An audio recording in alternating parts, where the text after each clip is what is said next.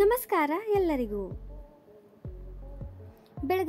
ಬೆಳಗಾವಿಯ ಶ್ರೀ ಸ್ಟಾರ್ ಹೋಟೆಲ್ನಲ್ಲಿ ನಡೆದ ಹೈ ಪವರ್ ಮೀಟಿಂಗ್ನಲ್ಲಿ ರಾಯಬಾಗದ ಕಾಂಗ್ರೆಸ್ ದೂರಿನ ಅಪ್ಪ ಸಾಹೇಬ್ ಕುಲುಗೋಡೆ ಅವರು ಬೆಳಗಾವಿಯ ಡಿಸಿಸಿ ಬ್ಯಾಂಕ್ ಅಧ್ಯಕ್ಷರಾಗುವ ನಿರ್ಣಯ ಹೊರಬಿದ್ದಿದೆ. ಸಭೆಯ ಬಳಿಕ ಮಾಜಿ ಸಚಿವ ಬಾಲಚಂದ್ರ ಜಾರಕಿಹೊಳಿ ಅವರು ಸಭೆಯಲ್ಲಿ ಕೈಗೊಳ್ಳಲಾದ ನಿರ್ಣಯವನ್ನು ಮಾಧ್ಯಮಗಳಿಗೆ ತಿಳಿಸಿದ್ದಾರೆ.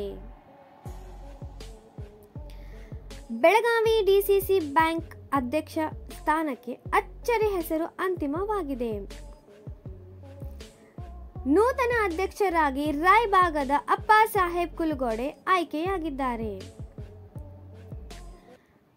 ಜಾರಕಿಹೊಳಿ ಬ್ರದರ್ಸ್ ನೇತೃತ್ವದ ನಡೆದ ಸಭೆಯಲ್ಲಿ ನೂತನ ಅಧ್ಯಕ್ಷರ ಆಯ್ಕೆಯಾಗಿದೆ. ಕಾಂಗ್ರೆಸ್ ಬೆಂಬಲಿತ ನಿರ್ದೇಶಕರಾಗಿದ್ದ ಅಪ್ಪ ಸಾಹೇಬ್ ಕುಲುಗೋಡೆ ರಾಯಬಾಗದ ಕಾಂಗ್ರೆಸ್ ಮುಖಂಡರಾಗಿದ್ದಾರೆ.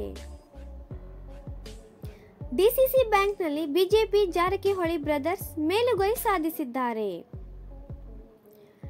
ಶತಮಾನಗಳ ಇತಿಹಾಸ ಇರುವ ಬೆಳಗಾವಿ ಡಿಸಿಸಿ ಬ್ಯಾಂಕ್ನಲ್ಲಿ ಇದೇ ಮೊದಲ ಬಾರಿಗೆ ಕಾಂಗ್ರೆಸ್ ಬೆಂಬಲಿತ ನಿರ್ದೇಶಕನಿಗೆ ಅಧ್ಯಕ್ಷ ಸ್ಥಾನ ಸಿಕ್ಕಿದೆ.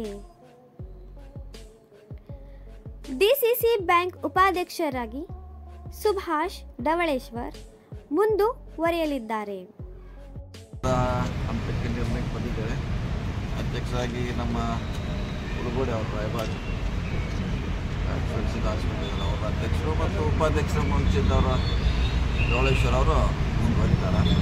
ಸೊ ಎಲ್ಲರೂ ಅಭಿಪ್ರಾಯ ಪಡೆದ ಮಾಡಿದ್ವಿ. ಎಲ್ಲ ಸದಸ್ಯರು ಎಮ್ಎಲ್ಎಗಳು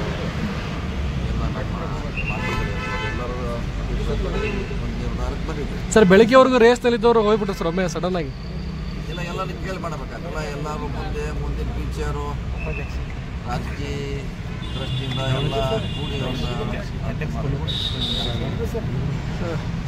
ಹೊಸದಾಗಿ ಒಂದು ಅವಕಾಶ ಕೊಡೋದು